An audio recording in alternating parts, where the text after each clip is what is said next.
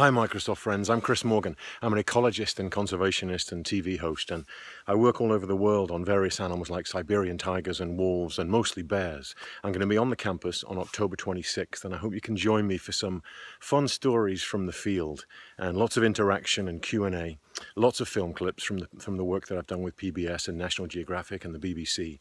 And you know, it's amazing though, sometimes I live just up the road in Bellingham, Washington, so just down the road from you guys, and it's amazing you don't have to go too far in Washington State, a place this wild, to find really wild neighbors.